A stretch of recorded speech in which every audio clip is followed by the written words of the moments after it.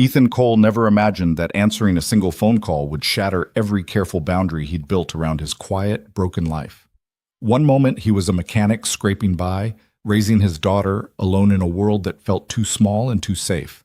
The next, he was standing in a mansion that cost more than he'd earn in 10 lifetimes, face to face with a woman whose empire was crumbling faster than her composure.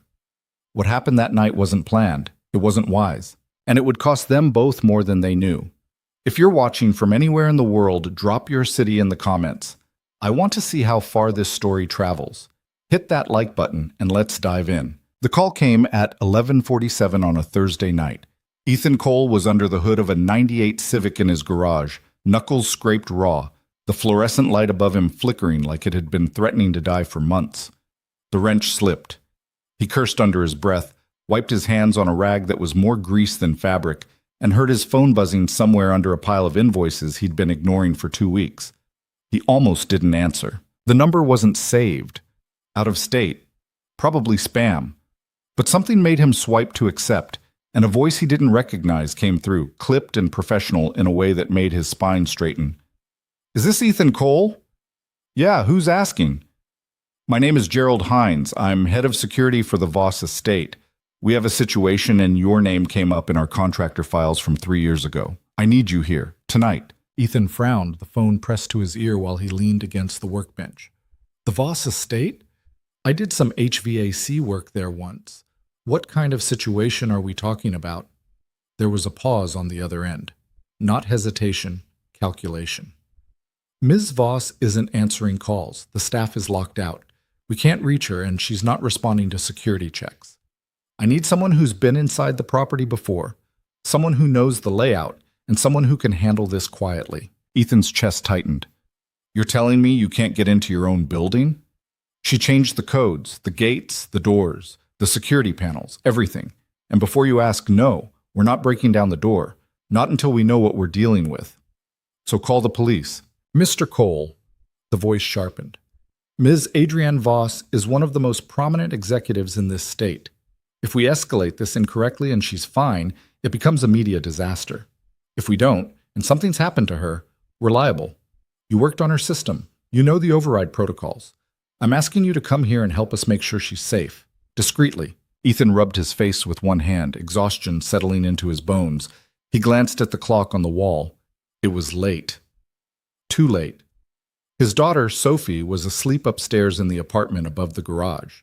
Mrs. Tron next door had agreed to check on her if he got stuck on a late job. But this wasn't a late job. This was something else entirely. "Where's the estate?" "Laurel Heights, 40 minutes north." Laurel Heights. The kind of neighborhood where the driveways were longer than his street, where people didn't fix their own cars or worry about whether the electric bill was going to clear. "I'll need an hour," Ethan said finally. "Thank you. I'll text you the address." The line went dead. Ethan stood there for a moment, phone still in his hand, staring at the oil stain on the concrete floor. He didn't know why he'd said yes. Maybe because the guy sounded genuinely worried. Maybe because 3 years ago, when he'd done that HVAC job, the estate manager had tipped him $200 cash and told him he did good work. Maybe because he was tired of every day looking exactly the same. Or maybe because he was just stupid enough to think he could step into someone else's world for a few hours and walk back out unscathed.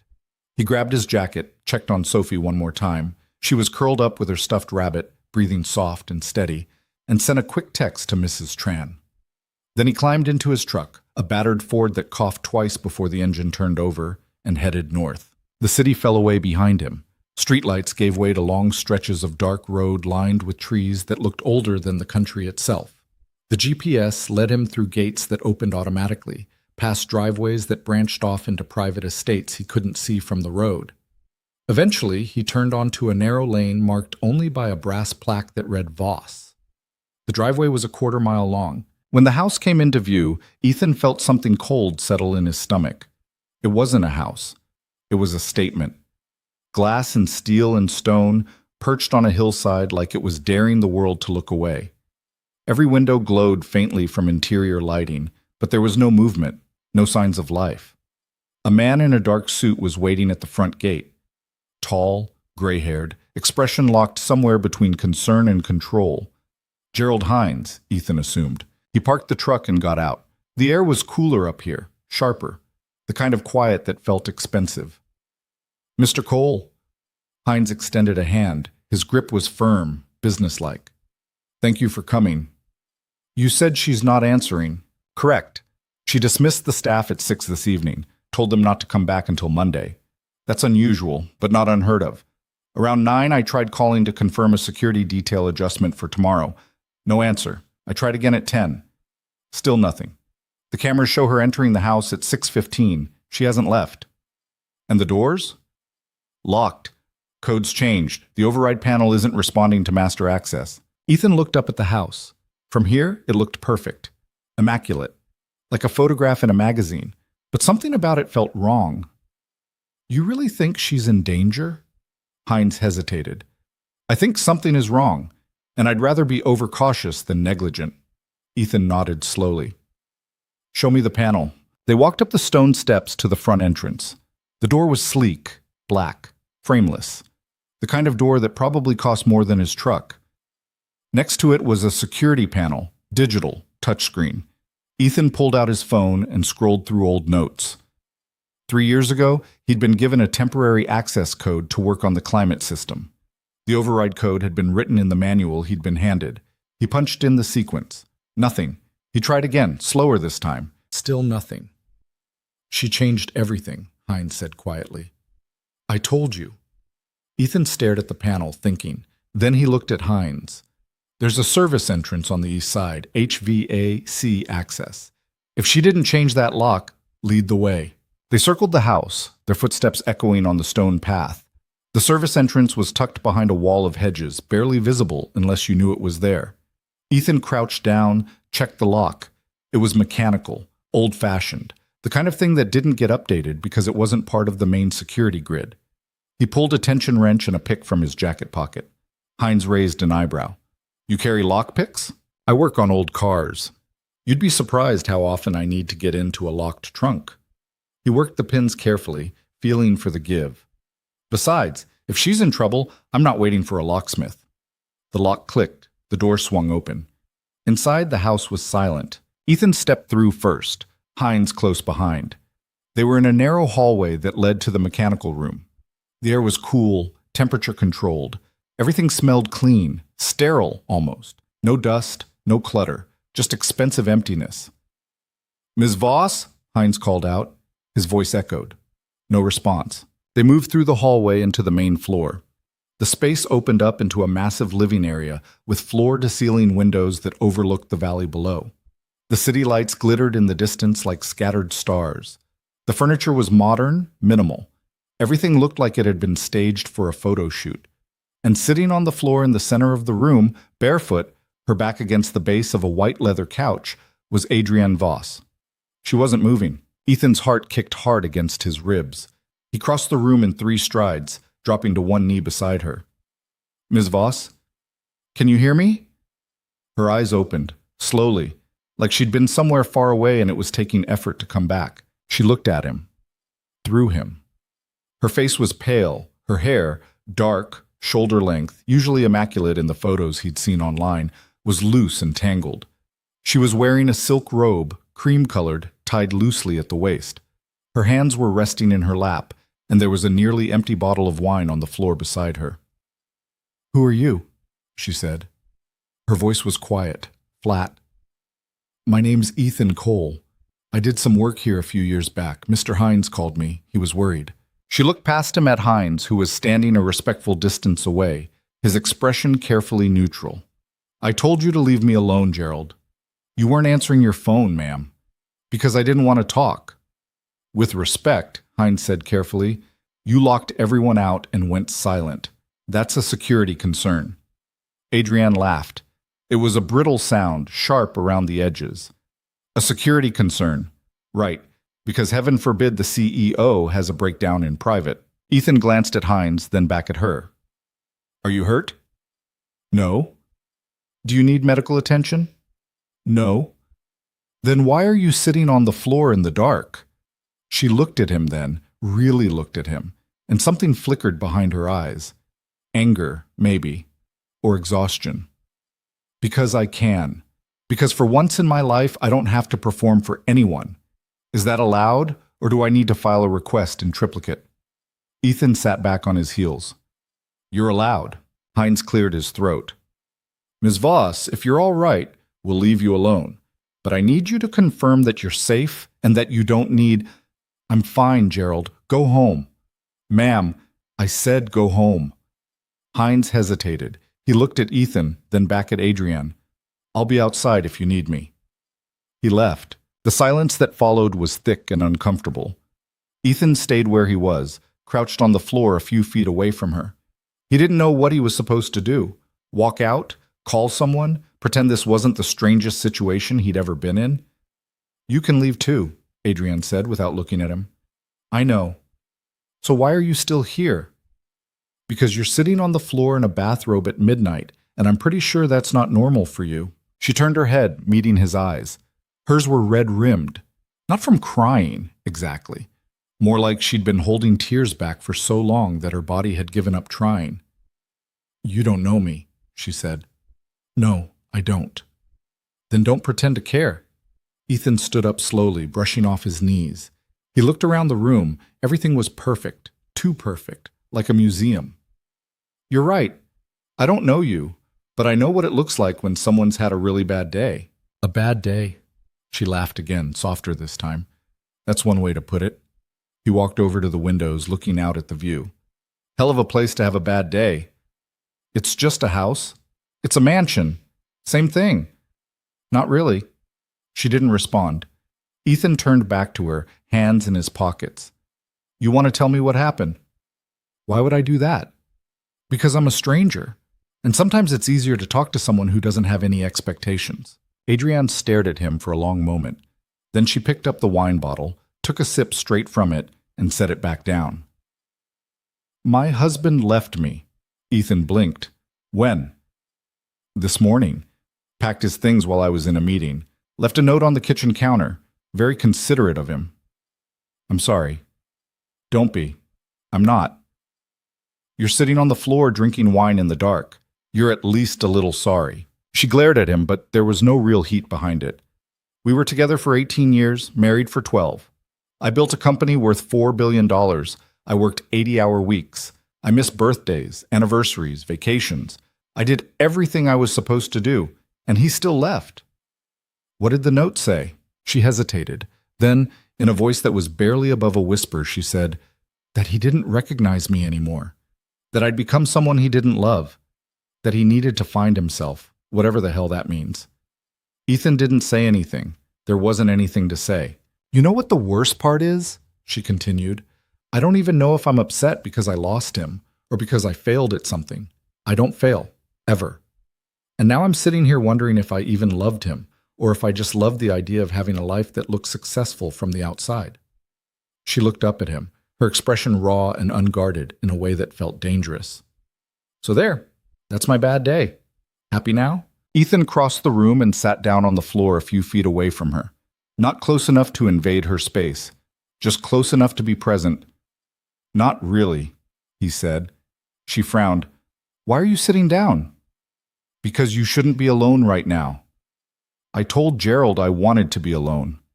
Yeah. And I'm not Gerald.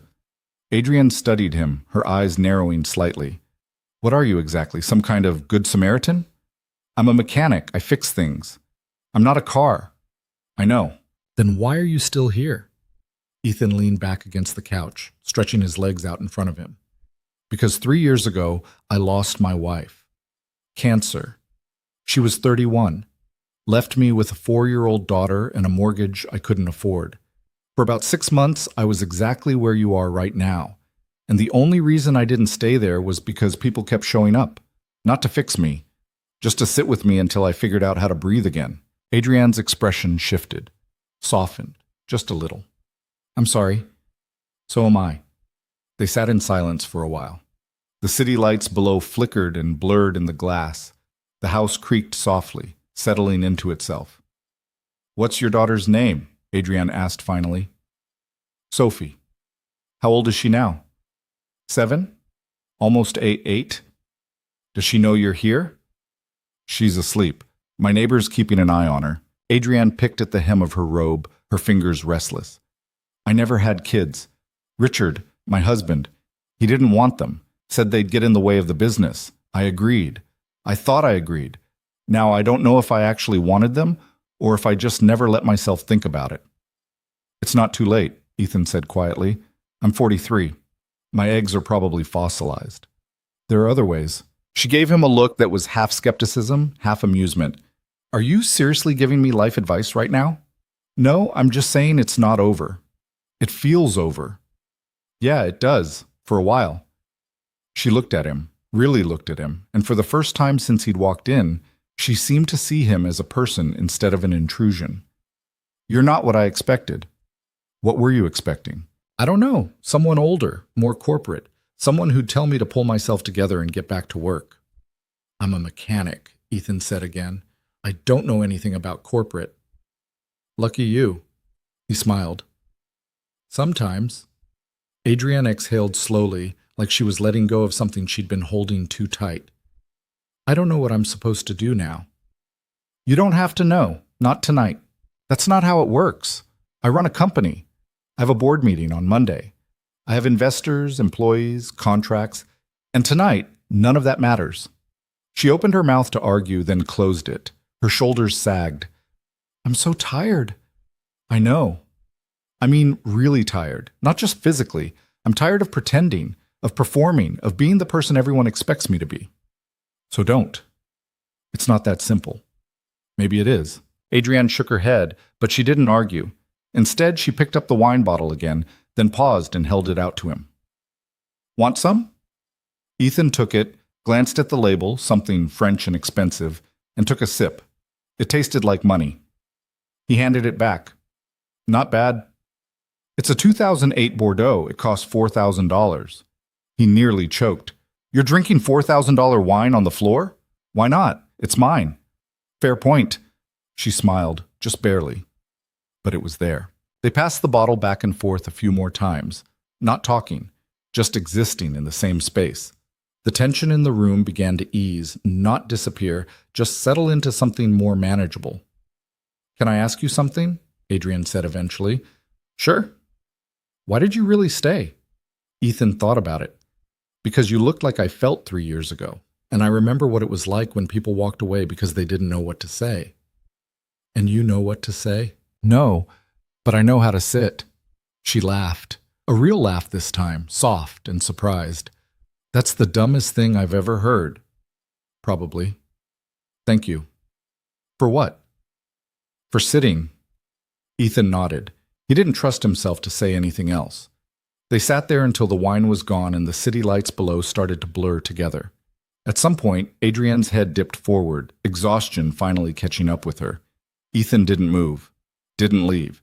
He just stayed like he'd promised, and for the first time in a long time, he felt like maybe he was exactly where he was supposed to be, even if it made no sense at all. When Adrienne's breathing finally evened out into something close to sleep, Ethan carefully got to his feet. His knees protested. He'd been sitting on that floor longer than he'd realized. The clock on the wall read 2:17 in the morning. He looked down at her, curled against the base of the couch, her face smoothed of all that sharp executive armor, and felt something uncomfortable twist in his chest. He should leave, call Hines, tell him she was fine, get back in his truck and pretend this night never happened. Instead, he walked into the kitchen. It was enormous, all marble countertops and stainless steel appliances that looked like they'd never been touched. There was a sub-zero fridge the size of his bedroom, a gas range with 8 burners, and a wine rack built into the wall that probably held more money than he'd make in 5 years. Everything gleamed. Everything was perfect, and everything felt completely, utterly unused. He opened the fridge.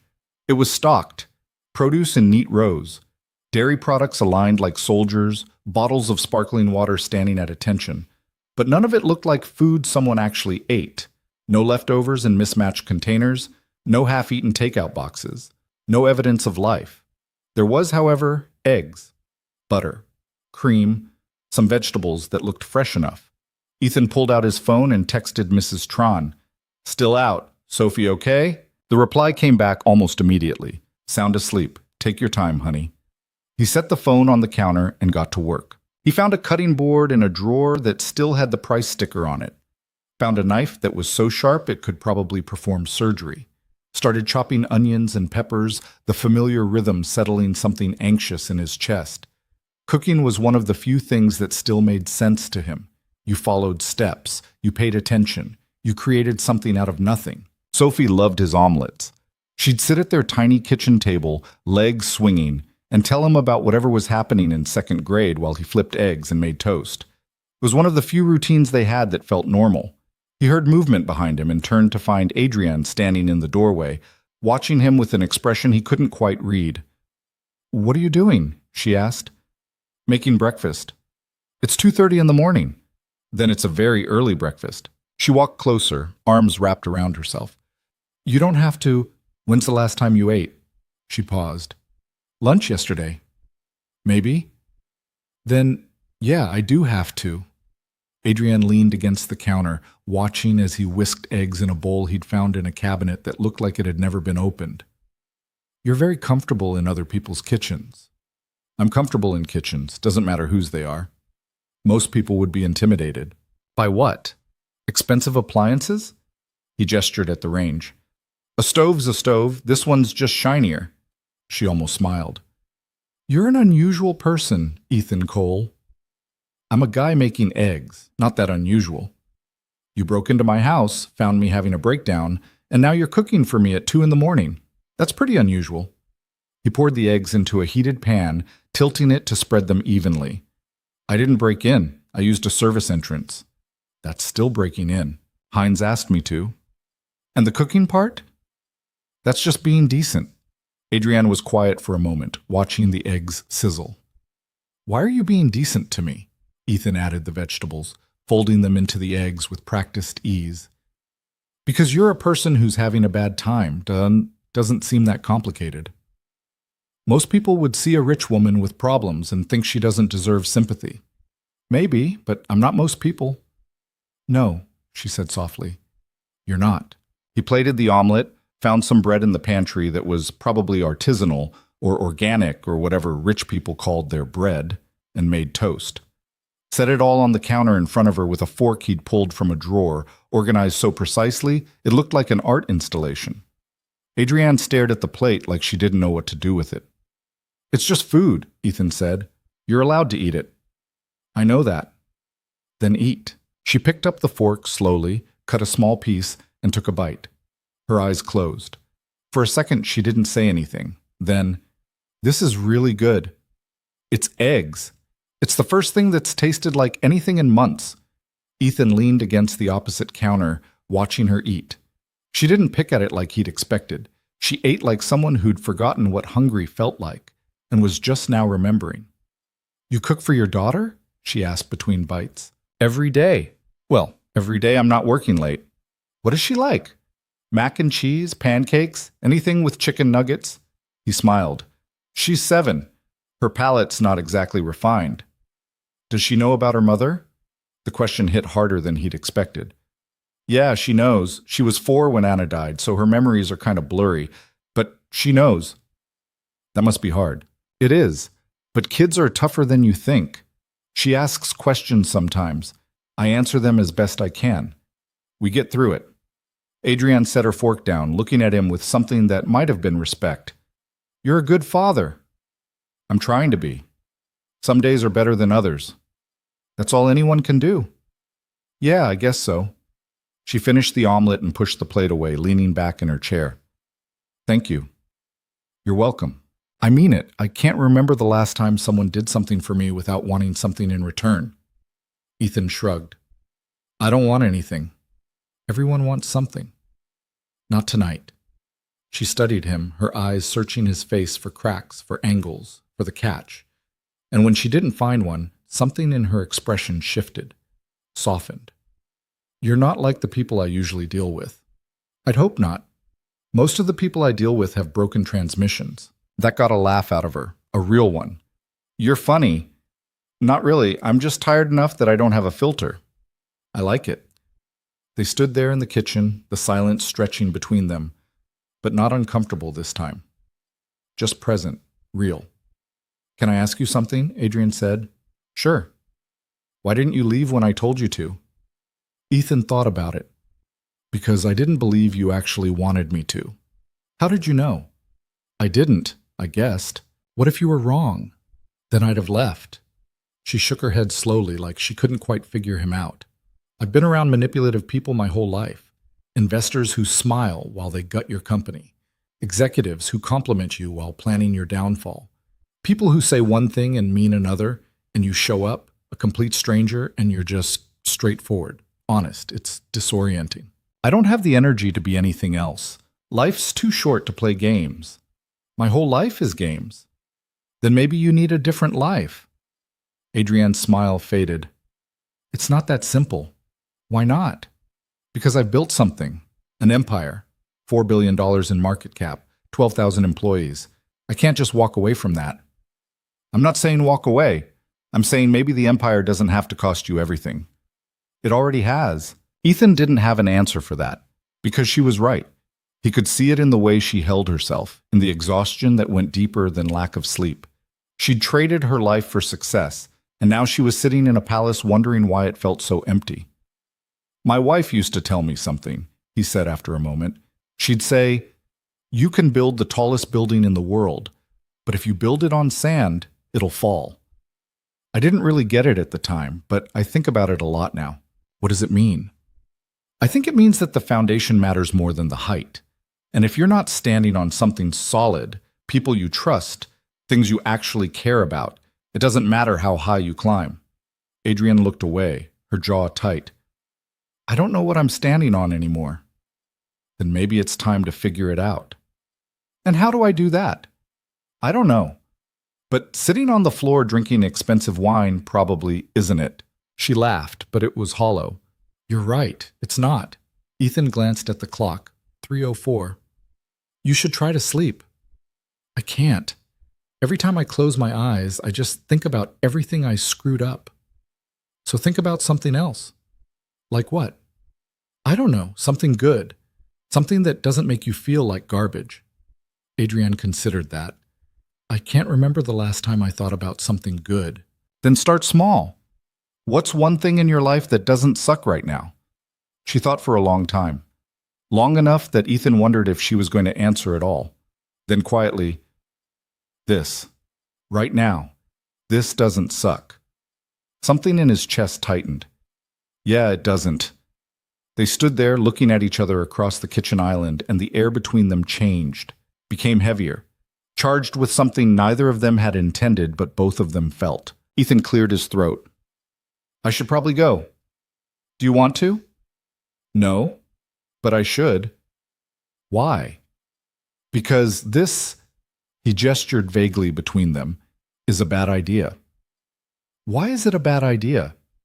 Because you're going through something, and I'm just a guy who fixes cars. We're not in the same world. And tomorrow, when you wake up and this night feels like a fever dream, you're going to regret that I was here. Adrienne stepped around the island, closing the distance between them.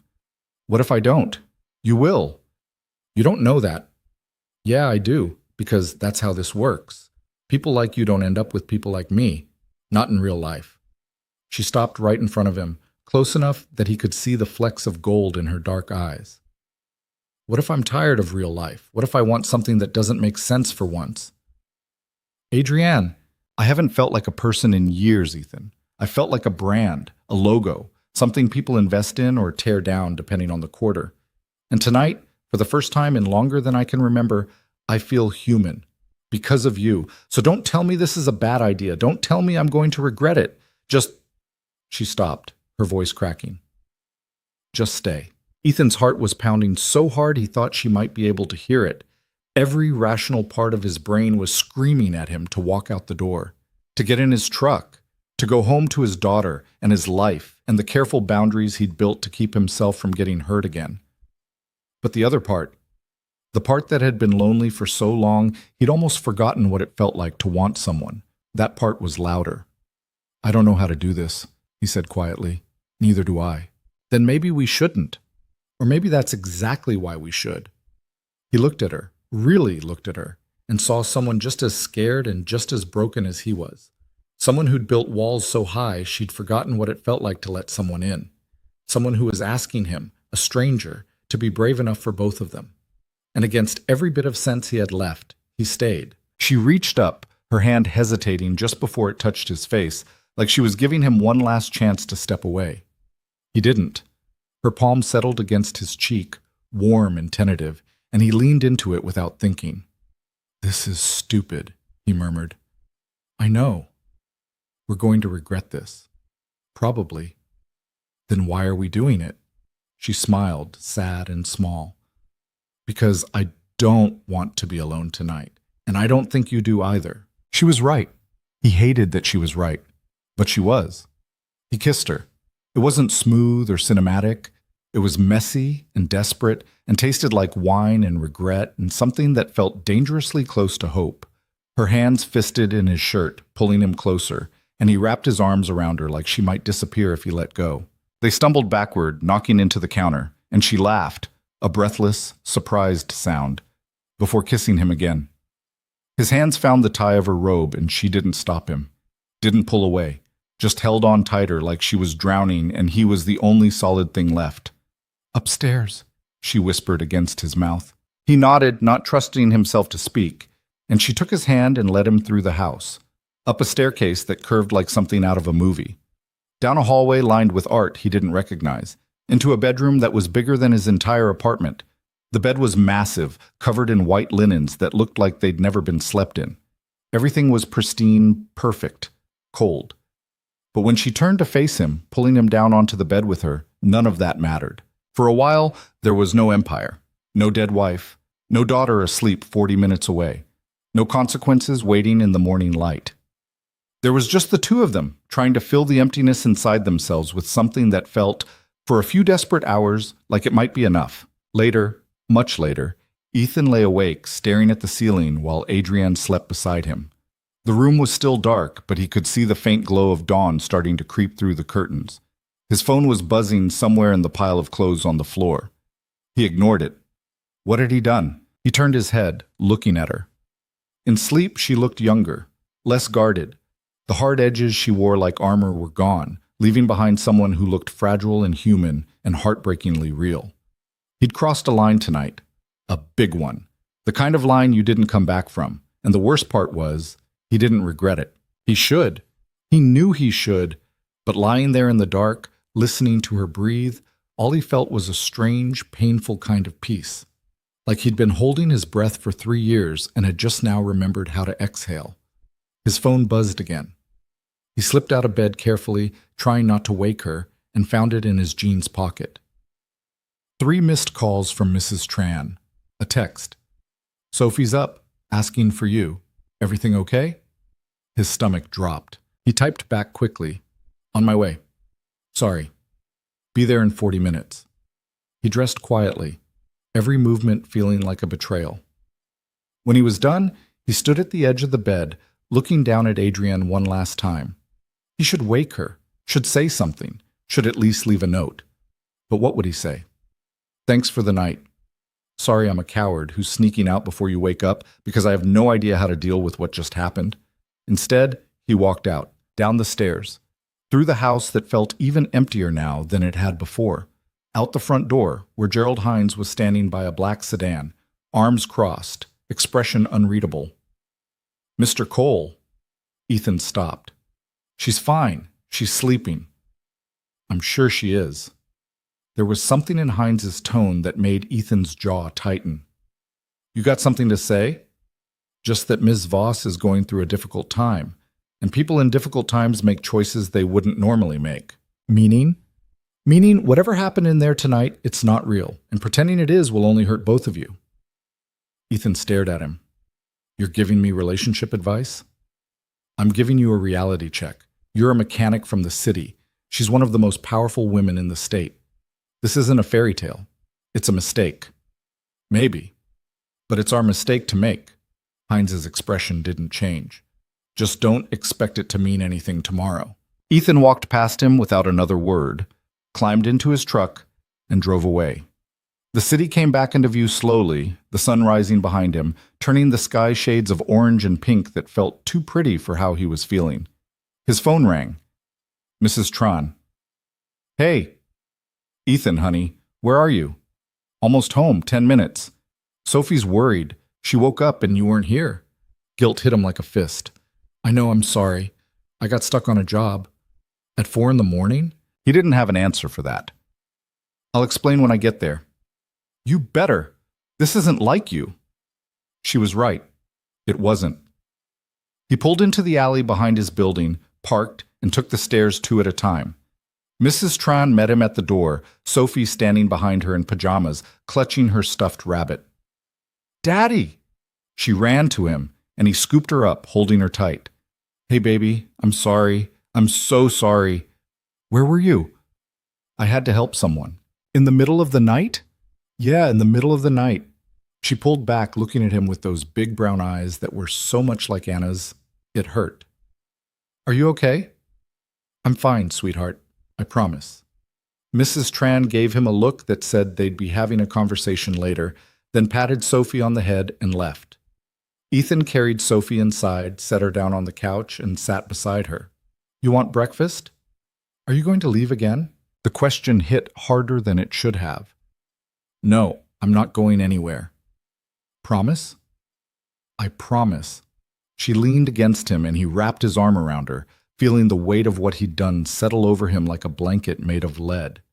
He'd left one broken person to come home to another, and he didn't know how to be enough for either of them. The weekend passed in a haze of guilt and routine.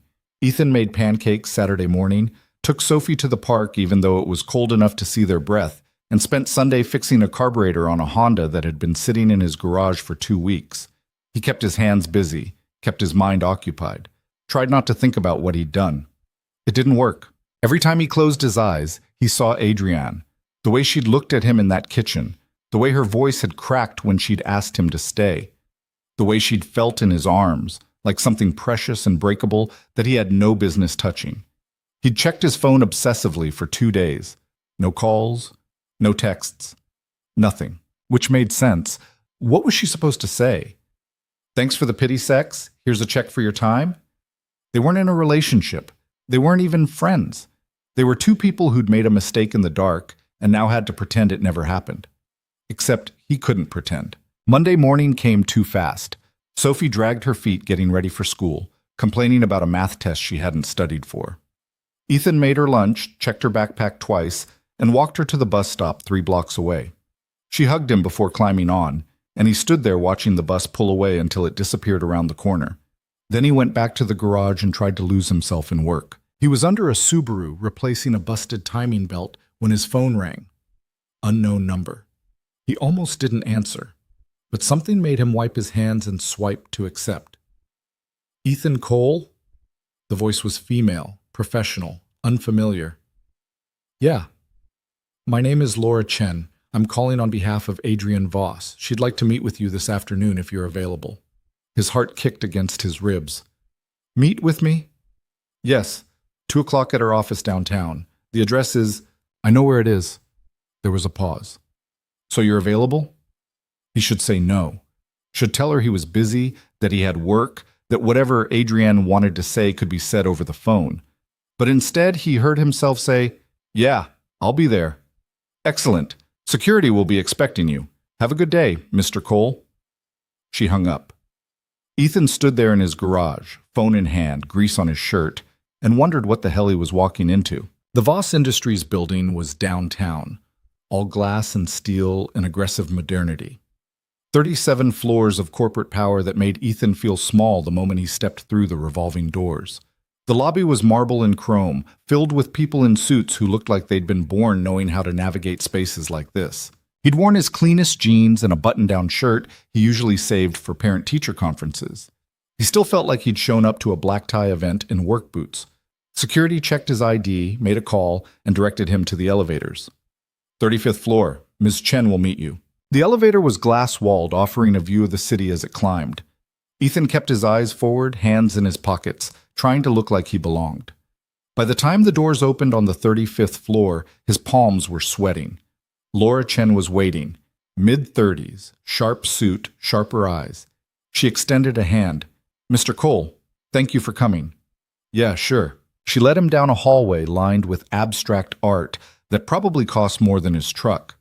Ms. Voss is finishing a call. She'll be with you shortly. Can I get you coffee? Water? I'm fine. Please, have a seat. She gestured to a waiting area with chairs that looked like modern art sculptures. Ethan sat, feeling the leather creak under his weight.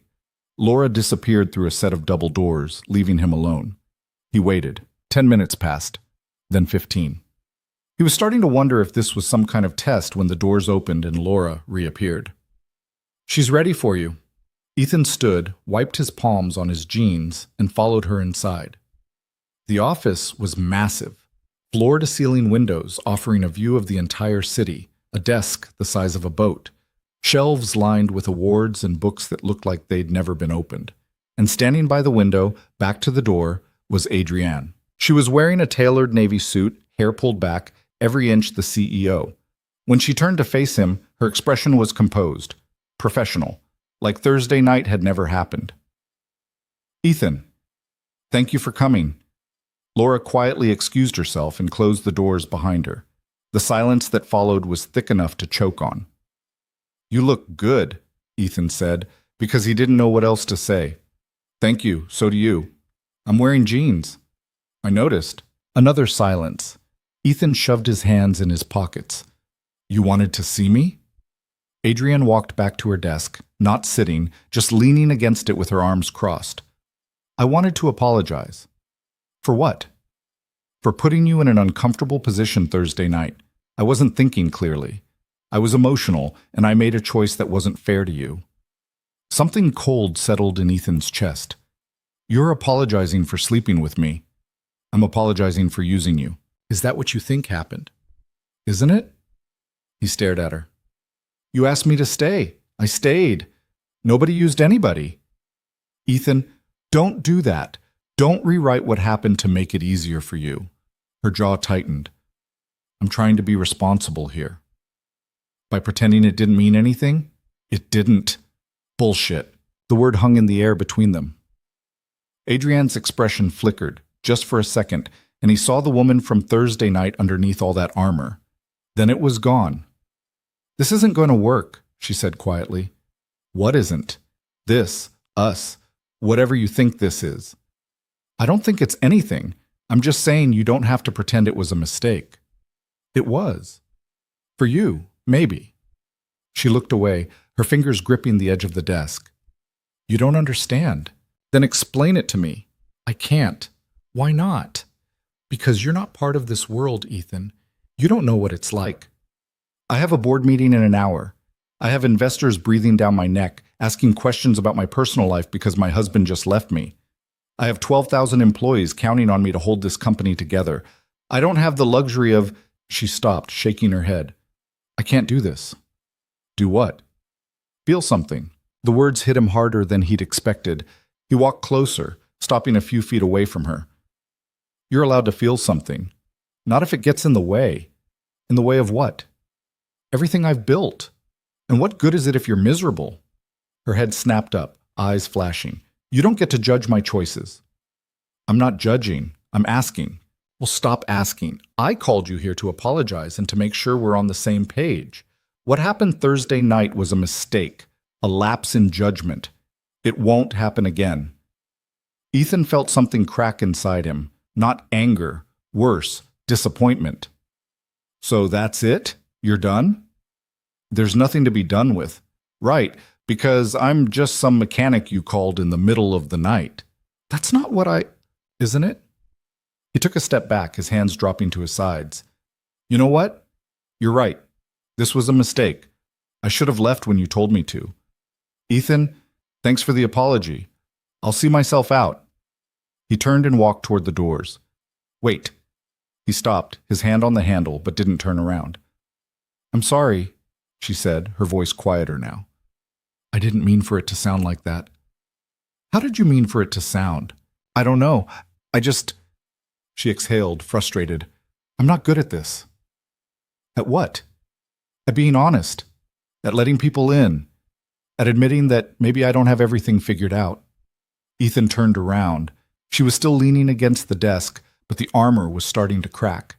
He could see it in the way her shoulders sagged, in the way her fingers were white-knuckled against the wood. "Then stop pretending," he said. "It's not that simple." "It is, though. You're just scared." "Of course I'm scared." Her voice broke. "I built my entire life on being in control, on knowing exactly what I wanted and how to get it. And then you showed up, and suddenly I don't know anything anymore. I don't know what I want. I don't know who I am, and that terrifies me." Ethan crossed the room slowly, stopping in front of her. "You think I'm not scared? You seem pretty sure of yourself." "I'm not. I'm a wreck. I have a daughter I'm barely holding together for, a business that's one bad month away from going under. And I just slept with a woman I have no business being near. But you know what? I'd rather be a scared wreck who admits it than someone who pretends they have it all figured out." She looked up at him, her eyes shining. "I don't know how to do this." "Do what?" "Be with someone who sees through me." "Then don't be with me. But don't lie and say Thursday night didn't matter." "It did." "Then say it." "I just did." "Say it like you mean it." Adrian's hands came up, gripping his shirt, pulling him closer. "It mattered. You mattered. Is that what you want to hear?" "Only if it's true." "It's true." Her voice was barely a whisper. "It's so true it scares the hell out of me." He kissed her. Right there in her office, with the city spread out behind them and a board meeting waiting and every rational reason in the world to walk away. He kissed her like he was trying to prove something, to her, to himself, to the universe that kept throwing them together. When they broke apart, both of them were breathing hard. "This is insane," she said. "Yeah. We barely know each other." "I know. I'm still your boss, technically." "You're not my boss. You're a client I did work for 3 years ago." "That's a technicality." "It's the truth." She laughed, shaky and breathless. "What are we doing?" "I have no idea." "That's not reassuring." "It's honest." She rested her forehead against his chest, and he wrapped his arms around her, holding her like she might disappear if he let go. For a long moment they just stood there, two people who had no business fitting together but somehow did anyway. "I have a meeting," she said eventually. "I know. I can't cancel." "I know that too." She pulled back, looking up at him. "Can I see you again?" "You want to?" "Yes." "When?" "Tonight?" Ethan thought about Sophie, about the homework he had to help her with and the dinner he had to make and the life he couldn't just put on hold because he'd gotten tangled up with someone who lived in a completely different world. "I have my daughter," he said. "Bring her." He blinked. "What?" "Bring her. I'd like to meet her." "Adrian, I know it's fast. I know it's probably too much. But if we're doing this, whatever this is, I want to do it right. And that means meeting the people who matter to you." Ethan didn't know what to say. He'd expected her to keep him compartmentalized, a secret, something she could hide away from the rest of her life. But here she was, asking to meet his daughter like it was the most natural thing in the world. "You sure?" he asked. "No, but I'm doing it anyway." "She's 7. She asks a lot of questions." "I can handle questions." "She might not like you." "Then I'll have to win her over." He smiled despite himself. "You're really serious about this." "I'm really serious about you." That stopped him cold. Because he'd been telling himself this was just a fling, a moment of weakness for both of them. But the way she was looking at him, like he was something solid in a world that kept shifting under her feet, made it impossible to pretend this was anything less than real. "Okay," he said. "Okay?" "Yeah. Dinner. My place. Says 6:30. Her eyes widened. "Your place?" "You wanted to meet Sophie. She lives at my place." "Right. Of course." She looked suddenly nervous. "What should I bring?" "Just yourself." "That's it?" "That's it." She nodded, smoothing down her suit like she was preparing for battle. "Okay, 6:30. I'll be there." "You know where I live?" "I'll have Laura find out." "Of course you will." She kissed him again, quick and almost shy. "I have to go." "I know. Thank you for coming here, for not leaving. Thank you for not letting me." She smiled, and for just a second, she looked like the woman he'd found on the floor Thursday night. Vulnerable, real, human. Then she straightened, pulling the armor back on, and became the CEO again. "I'll see you tonight." See you tonight. He left her office, walked past Laura Chen, who was pretending very hard not to know what had just happened, and took the elevator back down to the lobby. By the time he stepped outside, his hands were shaking. What the hell had he just agreed to? He drove back to the garage, parked, and sat in his truck for 10 minutes, staring at the steering wheel. His phone buzzed, a text from an unknown number. "This is Adrienne. Laura gave me your contact. I'm looking forward to tonight."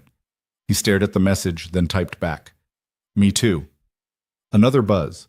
"What does Sophie like to eat?" "Mac and cheese, chicken nuggets, basically anything a 7-year-old would eat." "Got it. Should I bring wine?" "If you want. But I'm warning you, it won't be $4,000 Bordeaux. I think I'll survive." He smiled, pocketed his phone, and got out of the truck. He had 6 hours to clean his apartment, figure out what the hell he was going to cook, and mentally prepare himself for the most surreal dinner of his life. And somehow, despite every rational thought screaming at him that this was a terrible idea, he couldn't stop smiling. Sophie got off the bus at 3:15, backpack bouncing, hair escaping from the ponytail he'd put in that morning. She ran to him like she always did, and he scooped her up, spinning her once before setting her down. "How was school?" "Boring. We had a substitute in math and she didn't know anything." "That's rough. Can we get ice cream?" "Not today. We're having company for dinner." Sophie's eyes went wide. "Who?" "A friend of mine." "What kind of friend?" Ethan hesitated. He'd been dreading this question. "A lady friend." "Like a girlfriend?" "Maybe. I don't know yet." Sophie crossed her arms, suddenly looking way older than 7. "Does she know about Mommy?" "Yeah, she knows." "Is she nice?" "I think so." "What if I don't like her?"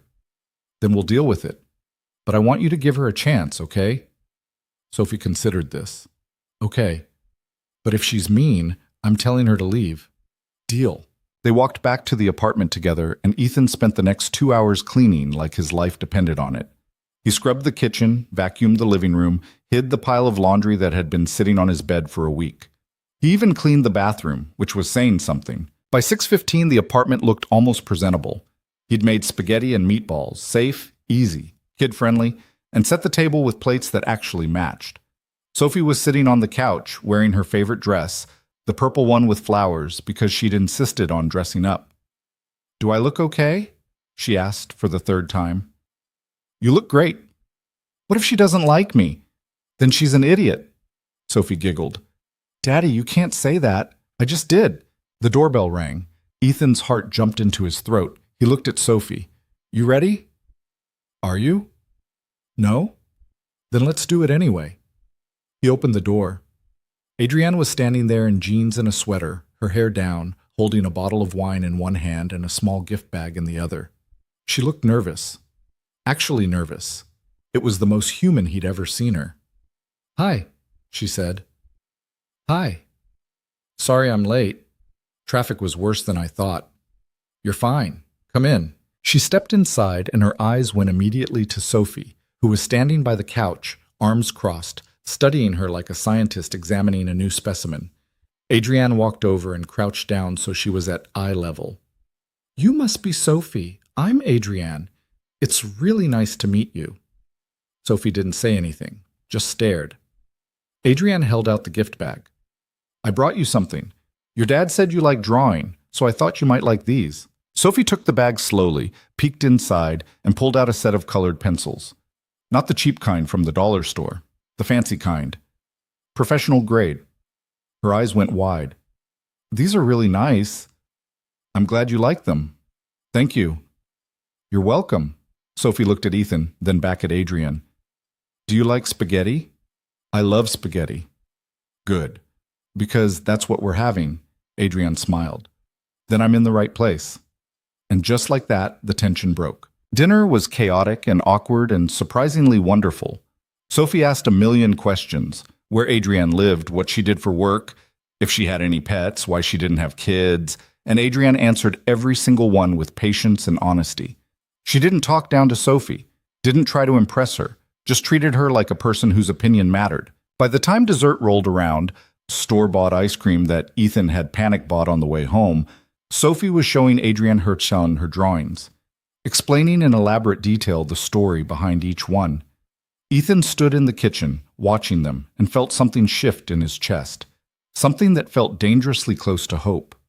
Later, after Sophie was in bed and Adrienne was helping him clean up, she leaned against the counter and smiled. "She's amazing," Adrienne said. "Yeah, she is. You're a good dad." "I'm trying." "It shows." They stood there in his tiny kitchen, so different from the one in her mansion, and for the first time in days, Ethan felt like maybe, just maybe, this insane thing between them might actually work. "Thank you for tonight," he said. "Thank you for letting me be here. You can come back if you want." "I want." He kissed her, slow and soft, and when they pulled apart, both of them were smiling. "This is crazy," she said. "Yeah, it is, but I don't want to stop." "Me neither."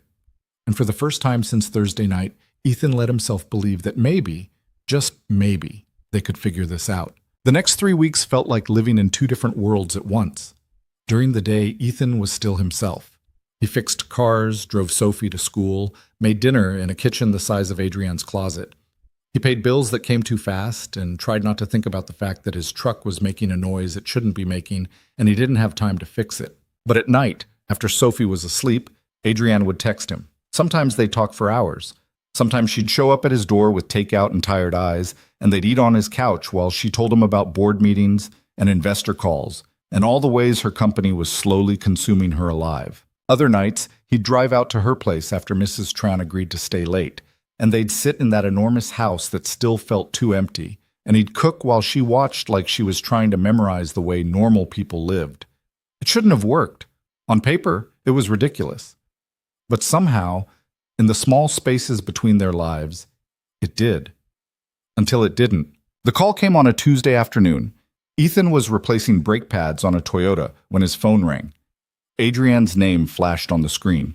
He wiped his hands and answered. "Hey, I need you to come to the house." Her voice was tight, controlled in a way that meant she was barely holding it together. "What's wrong?" "Richard's here." Ethan's stomach dropped. "Your husband?" "Ex-husband." "Almost. He showed up an hour ago with lawyers. He's contesting the separation agreement, trying to claim he's entitled to half of everything because he supported my career." She laughed, but it was sharp enough to cut.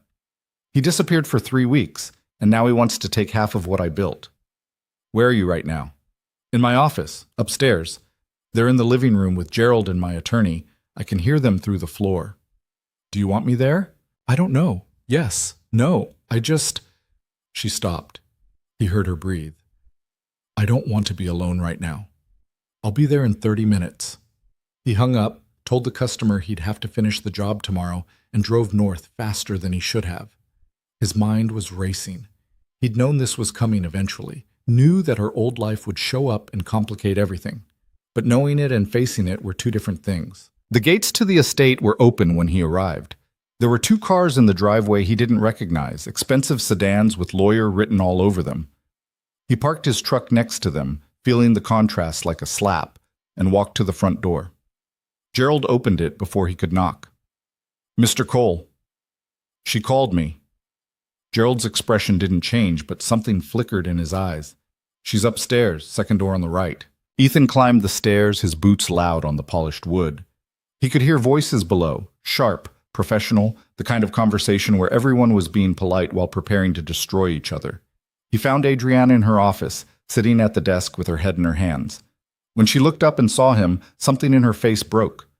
He crossed the room, and she stood, and he pulled her into his arms without thinking. She held on like she was drowning. "He wants the house," she said into his chest. "The house, the cars, half the liquid assets. His lawyers are saying I emotionally abandoned him, that I prioritized work over the marriage. Like that's a crime. Like I didn't build everything we had while he was—" She stopped, pulling back, her eyes red but dry.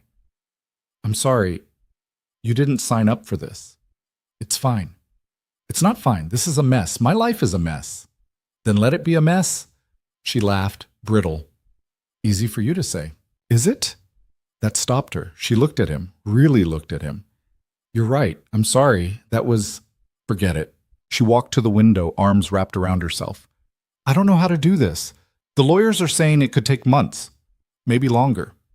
And in the meantime, Richard gets to drag my name through every tabloid and business journal in the state. The board is already asking questions. Investors are nervous. I'm supposed to be closing a merger next month, and instead I'm fighting my own husband over furniture. What do you want to do? I want to give him whatever he wants so he'll go away. But my lawyers say that sets a precedent, that if I cave now, he'll come back for more. So I have to fight. I have to turn my marriage into a legal battle and pretend I'm not falling apart. Ethan walked over, standing beside her at the window. Below, he could see one of the lawyers stepping outside to take a call. Expensive suit, Bluetooth earpiece, the kind of person who billed by the minute. You don't have to pretend with me, he said quietly. I know, that's the problem. How is that a problem? Because I've spent my entire life being strong, being in control, and when I'm with you, I'm not. I'm just... She shook her head. I'm just me. And I don't know if I like who that is. I do. She turned to face him. You barely know me. I know enough. You know the version of me that shows up at your apartment and eats spaghetti with your daughter. You don't know the version that fires people for missing quarterly targets. That tears apart companies and rebuilds them because it's profitable. That spends 80 hours a week in meetings and doesn't remember what it's like to take a vacation. So, that's still you. And it doesn't scare you. Why would it? Because I'm not a good person, Ethan. I'm not warm or kind or any of the things you probably think I am. I'm ruthless. I'm ambitious.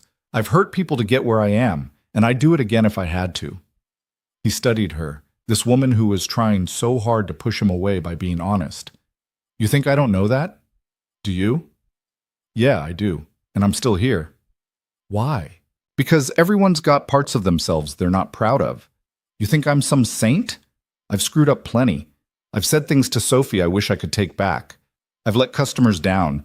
I've been angry and petty and selfish, but that doesn't mean I'm not worth knowing, and neither are you. Adrienne stared at him, her eyes shining. I don't deserve you. That's not how it works. Then how does it work? I don't know, but we'll figure it out. She kissed him then, desperate and messy, like she was trying to prove something to herself. When they broke apart, they were both breathing hard. I need to go back down there, she said. I know.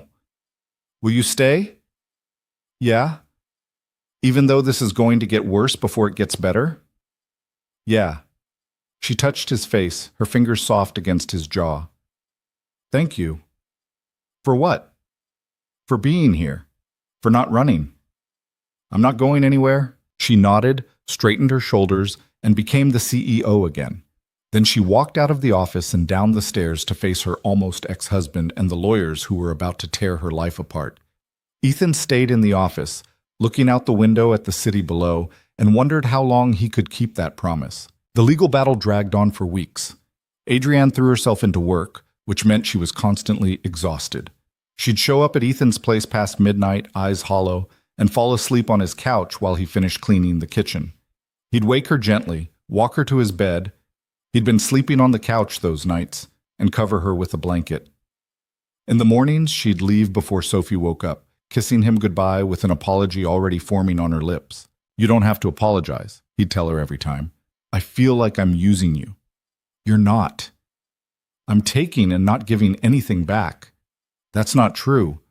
But he could see the guilt eating at her, could see the way she was pulling away even as she kept coming back, like she was testing how much he could take before he broke.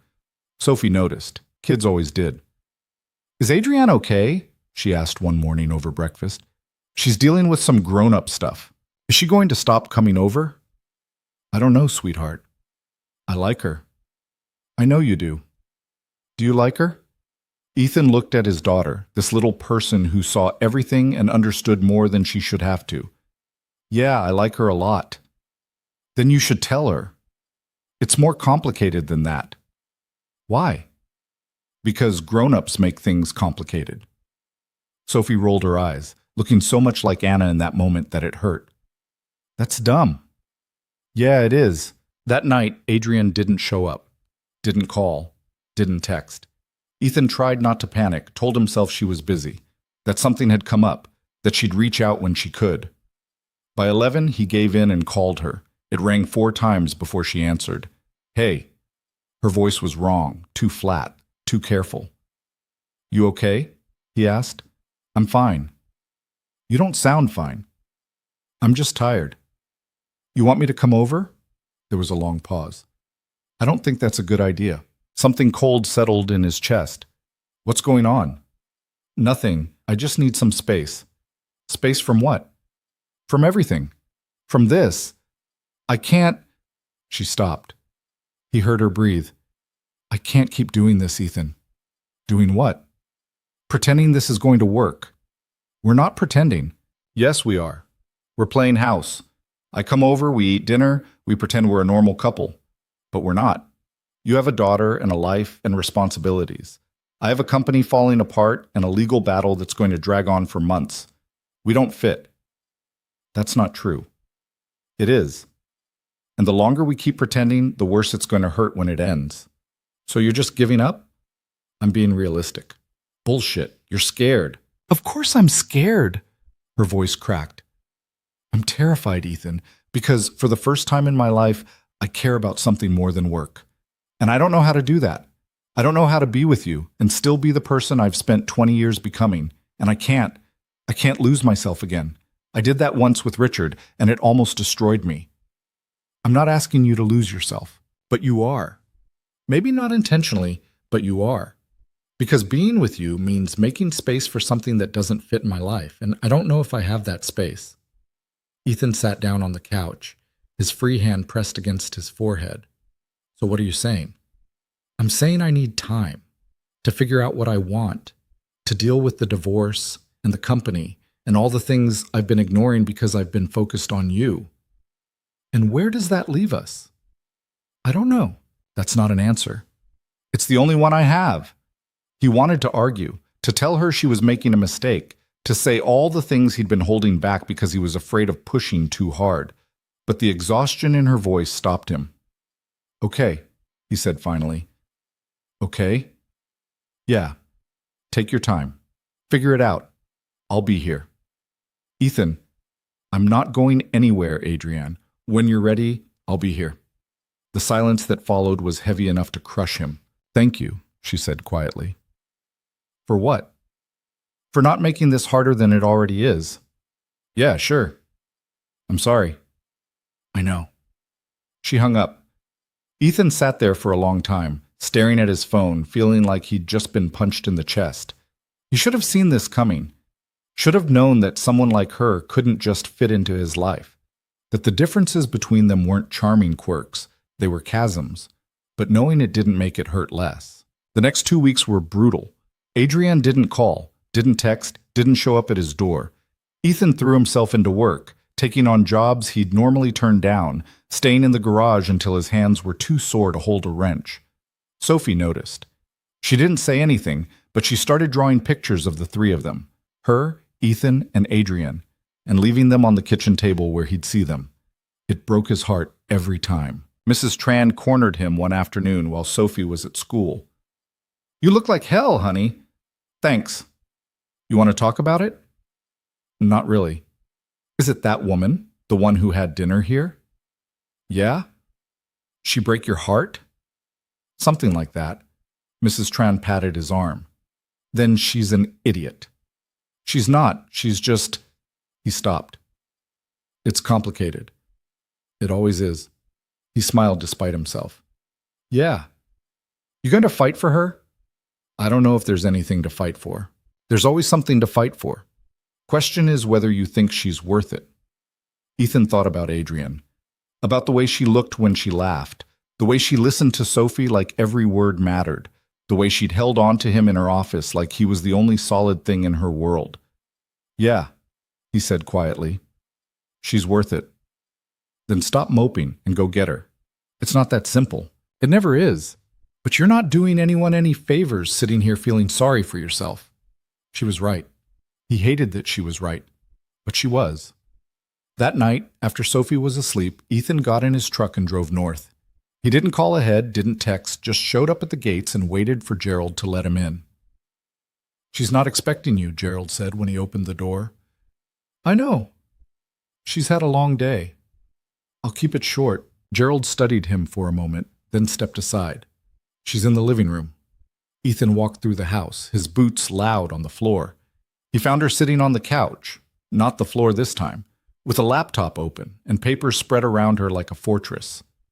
She looked up when he walked in. Surprise flickered across her face, followed by something that might have been relief. Ethan, hey, what are you doing here? I needed to see you. She closed the laptop slowly. I told you I needed space. I know, but I've been thinking about what you said, about how you can't lose yourself again, about how we don't fit, and I think you're wrong. Ethan, let me finish. He walked closer, stopping a few feet away. You're right that we're different. You've got this huge life, and I've got a small one. You're building empires and I'm fixing cars. But that doesn't mean we don't fit. It just means we have to figure out how to make space for each other. And yeah, that's hard. But you know what's harder? Pretending we don't matter to each other. I never said you didn't matter. But you're acting like it. You're shutting me out because you're scared. And I get it. I've been there. After Anna died, I shut everyone out for months because I didn't want to feel anything. But all that did was make me lonelier. And I don't want that for you. Adrienne stood up, her arms wrapped around herself. What do you want from me? I want you to stop running. I want you to admit that this, whatever this is worth fighting for. And what if I can't? Then I'll fight for both of us until you figure it out. She stared at him, her eyes shining with tears she wouldn't let fall. You're asking me to choose. No, I'm asking you to stop thinking you have to. But I do. My company is falling apart. The board is talking about replacing me. Richard's lawyers are dragging me through hell. I'm barely sleeping. I'm barely functioning. And you want me to add a relationship on top of all that? I want you to let someone help you carry it. I don't know how. Then learn. With me. She shook her head, but he could see her wavering.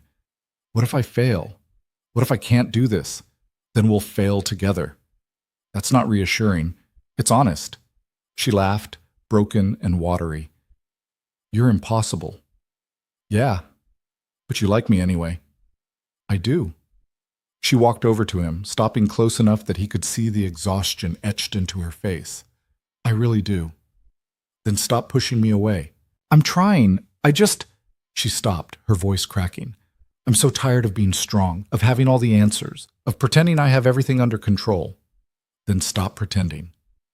What if I fall apart? Then I'll catch you. She kissed him then, and it tasted like salt and relief and something that felt dangerously close to surrender. When they broke apart, she was crying. I don't know how to do this, she whispered. Neither do I. But we'll figure it out. Promise?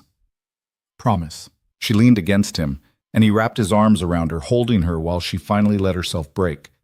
And for the first time in weeks, Ethan felt like maybe, just maybe, they were going to be okay. Even if okay looked messy and complicated, and nothing like either of them had planned. They stood like that for a long time, her face pressed against his chest, his arms wrapped around her like he could hold all her broken pieces together through sheer will.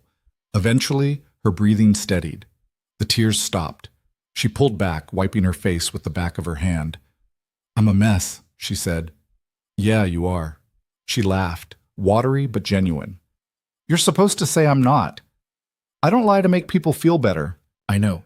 That's one of the things She stopped, looked away. Never mind. One of the things you what? She shook her head. It's too soon to say it. Say it anyway. I can't. Why not? Because once I say it, it becomes real. And if it's real, then it can hurt me. Ethan cupped her face, making her look at him. It's already real, and it's already going to hurt. That's how this works. But at least we'll be honest about it. Adrienne stared at him, her eyes searching his face. Then, so quietly, he almost didn't hear it. Love you. The words hung in the air between them, fragile and terrifying and impossibly true. I love you too, he said, because there was nothing else to say. Because it was the only truth that mattered. She kissed him again, softer this time, like she was sealing a promise. When they broke apart, she was smiling, actually smiling. What now? She asked. Now we figure it out, one day at a time. That sounds exhausting. It probably will be. Good thing I'm used to exhausting. They spent the rest of the night talking, really talking, about what they wanted, what they were afraid of, how to make space for each other without either of them disappearing. It wasn't a perfect conversation. There were moments of frustration, of misunderstanding, of both of them falling back into old patterns. But they worked through it, slowly, messily, together. By the time dawn started creeping through the windows, they'd made a plan. Not a perfect one. Not even a good one. But a plan that felt possible. Adrienne would stop trying to do everything alone. She'd delegate more at work, set boundaries with the lawyers, and actually take time for herself. For them. Ethan would stop waiting for her to fit into his world and start making room for her in it. That meant Sophie needed to understand this was serious. That Adrienne wasn't just some woman who showed up occasionally. She was part of their lives now. It all sounded reasonable in theory.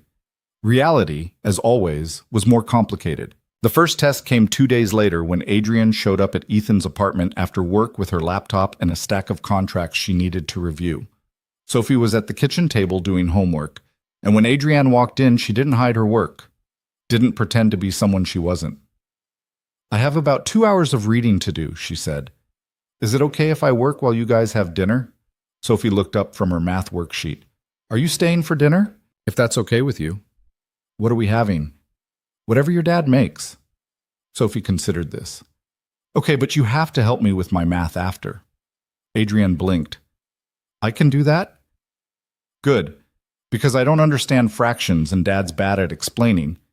Ethan opened his mouth to protest, then closed it. "She's not wrong." Adrienne smiled, set her laptop on the counter, and sat down next to Sophie. "Show me what you're working on." For the next hour, while Ethan made chicken stir-fry, Adrienne walked Sophie through fractions with the same focus and patience she probably used in board meetings. She didn't dumb it down, didn't treat Sophie like a kid who couldn't understand complex concepts. She just explained it clearly, step by step, until Sophie got it. By the time dinner was ready, Sophie was beaming. "You're really good at math," she said.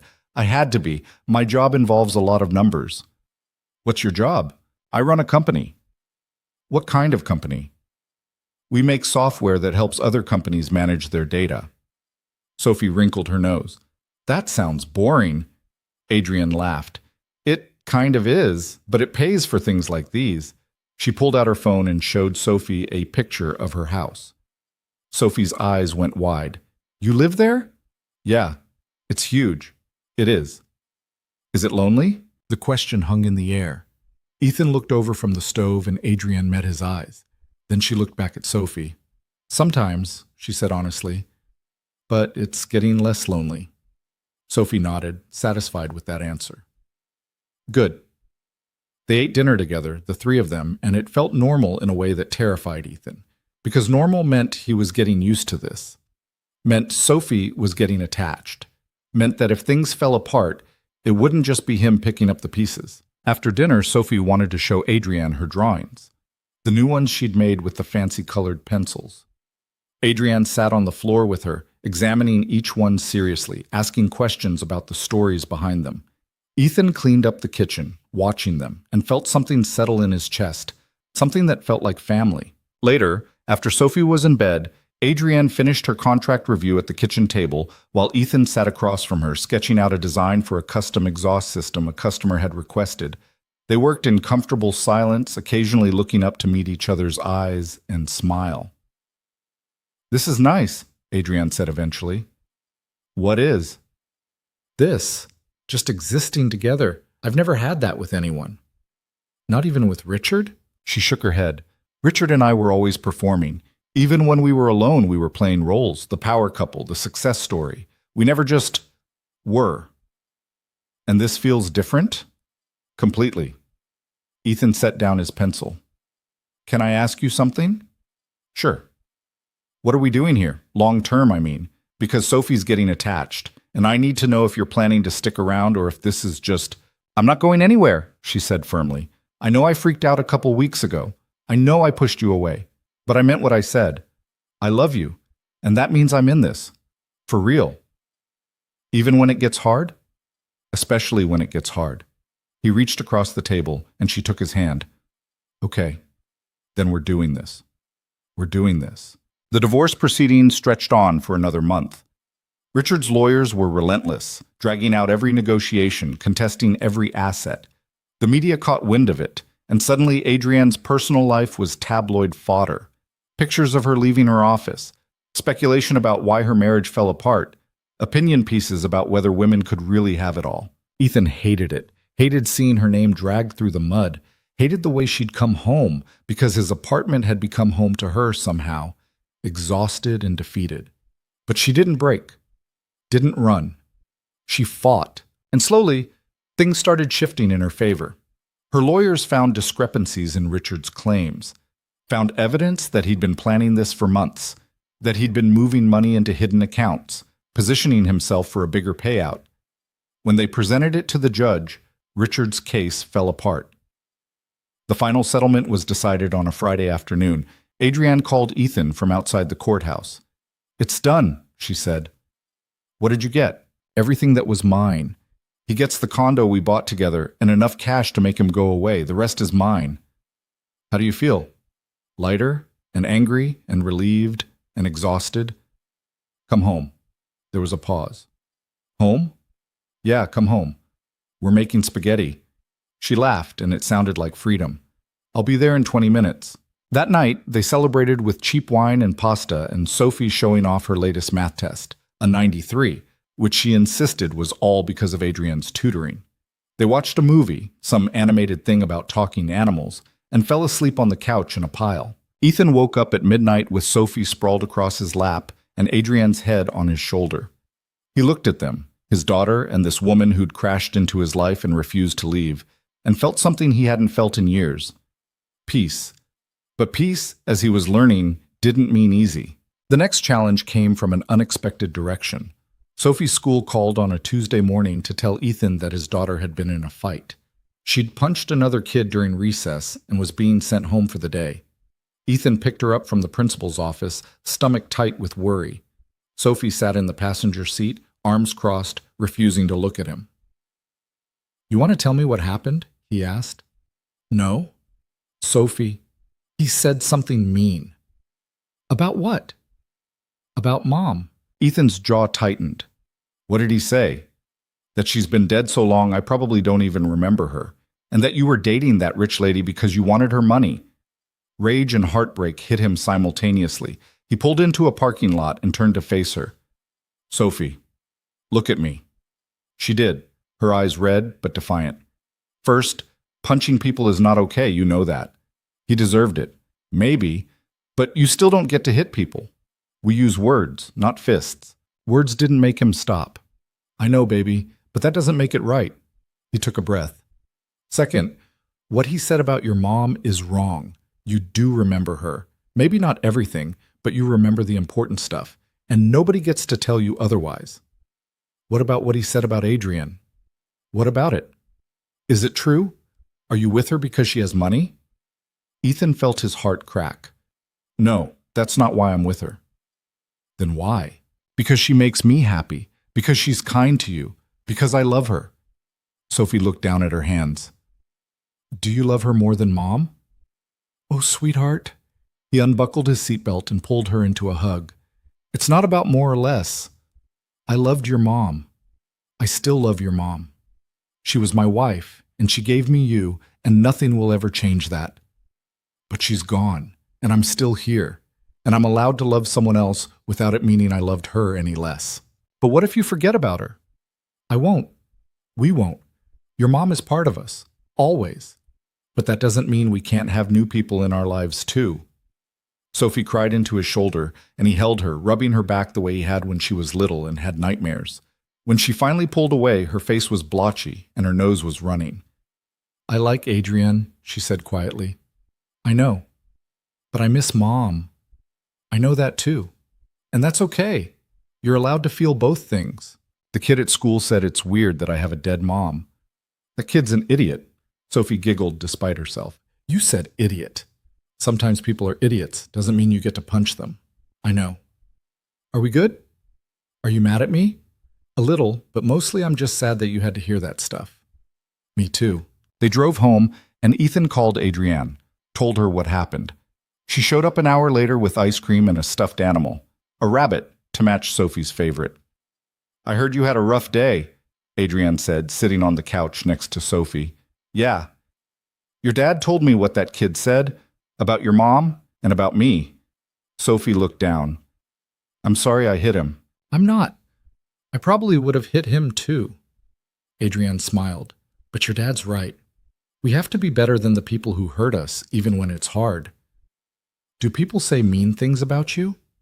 All the time. What do you do? I prove them wrong. I work harder, I get better, and eventually they run out of things to say. She paused. But it still hurts. Every time. Really? Really? Sophie considered this. My dad says he loves you. Adrienne glanced at Ethan, who was leaning against the doorway. He told me that too. Do you love him? Yeah, I do. And me? Adrienne's eyes got shiny. Yeah, Sophie, you too. Even though I'm not your kid? You don't have to be my kid for me to love you. You just have to be you. Sophie launched herself at Adrienne, wrapping her arms around her neck. Adrienne hugged her back, looking over at Ethan with an expression that said, Help me. I'm drowning in feelings. He smiled. Let her drown. She'd earned it. The weeks that followed were a strange kind of beautiful. Adrienne started spending more nights at the apartment than at her mansion. She learned Sophie's routine: homework before TV, vegetables before dessert, bedtime stories with different voices for each character. She started keeping a change of clothes in Ethan's closet. Started calling his place home without even realizing it. She also started making changes at work. Delegated more, hired a COO to handle the day-to-day operations. Started leaving the office at 6 instead of 9. Her board was skeptical at first, but the company didn't collapse. If anything, it stabilized. Turned out she was more effective when she wasn't running on fumes. Ethan, for his part, learned to navigate her world. He went to a company event with her, wore a suit that felt like a costume, and charmed her investors by being exactly who he was. No pretense, no performance, just honesty. They loved it. One of them even brought his Porsche to Ethan's garage the next week. On a Sunday morning in late spring, 6 months after that first phone call, Ethan woke up to find Adrienne and Sophie in the kitchen making pancakes, or trying to. The kitchen was a disaster, flour everywhere, batter on the counter, smoke coming from the pan. We're making breakfast, Sophie announced proudly. I can see that. Adrienne said she'd never made pancakes before. Clearly, Adrienne flipped a pancake, which immediately fell apart. This is harder than it looks. You run a $4 billion company but can't flip a pancake? Apparently not. Ethan took over, salvaging what he could, while Sophie and Adrienne sat at the table, covered in flour and laughing. They ate burned pancakes and didn't care. Made plans for the day, park, then lunch, then maybe a movie. It was ordinary, unremarkable, perfect. That night, after Sophie was asleep, Adrienne and Ethan sat on the fire escape outside his apartment, looking at the city lights. I've been thinking, she said. About? Selling the house. He turned to look at her. Your house? Yeah, it's too big, too empty, and I'm never there anymore. Where would you go? She looked at him. I was hoping you'd let me stay here. Here? This apartment? Too fast? No, I just... He stopped. Are you sure? I've never been more sure of anything. What about your stuff, your life? My life is here, with you and Sophie. Everything else is just things. Ethan pulled her close, kissing the top of her head. Yeah, you can stay. Just like that? Just like that. She laughed, pressing her face into his neck. I love you. I love you too. They sat there for a while, watching the city breathe below them, and Ethan thought about how far they'd come. From that first night when he'd found her broken on the floor, to this. A life they'd built together out of loneliness and courage, and the stupid decision to stay when leaving would have been easier. 3 months later, Adrienne sold the mansion, moved into the apartment officially, bought a ring, and proposed to Ethan on a random Tuesday night while they were doing dishes. This is insane, he said, staring at the ring. I know. We've known each other less than a year. I know that too. What if we're making a mistake? Then we'll make it together. He kissed her, soapy hands and all. Yeah, let's make mistakes together. They got married 6 months later in a small ceremony with just Sophie, Mrs. Tran, a few close friends, and Gerald, who cried during the vows and refused to admit it later. Adrienne wore a simple white dress. Ethan wore the same suit from the company event. Sophie was the flower girl and took her job very seriously. During his vows, Ethan said, "I don't know how to promise you forever. I don't know what tomorrow looks like, but I know I want to figure it out with you, all the messy, complicated, impossible parts. I'm in, for real, for always." Adrienne said, "You showed up on the worst night of my life and refused to leave. You taught me that being strong doesn't mean doing everything alone, that success without connection is just expensive emptiness, that love doesn't have to make sense to be real. I don't have all the answers. I don't know how to be a perfect wife or a perfect stepmother, but I know how to show up. I know how to stay, and I promise I will, every single day." They kissed, Sophie cheered, Mrs. Tron cried, and Ethan realized something he should have known all along. Saving someone didn't mean fixing them. It meant staying long enough for them to remember they were worth saving. It meant showing them that being broken wasn't the same as being beyond repair. Adrienne had saved him just as much as he'd saved her. They'd found each other in the wreckage of their old lives and built something new. Something that didn't fit any mold or follow any rules. Something that was theirs. Years later, when Sophie was grown and people asked how they'd met, Ethan would tell them the truth. That he'd gotten a call in the middle of the night, that he'd broken into a mansion to find a woman who'd lost herself somewhere between success and survival. That they'd made every mistake in the book and somehow ended up here. And when people asked if it was worth it, the risk, the mess, the impossibility of it all, he'd look at Adrienne, at the life they'd built, at the family they'd become, and he'd say yes. Every single time, yes. Because sometimes the best things in life don't make sense. They don't follow plans or fit into neat categories. They're just two broken people who refuse to let each other stay broken, who choose connection over isolation, who understand that love isn't about being perfect together, it's about being imperfect and staying anyway. That was the lesson, the one that mattered. You don't save people by fixing them. You save them by reminding them they're not alone. And sometimes, if you're lucky, they save you right back.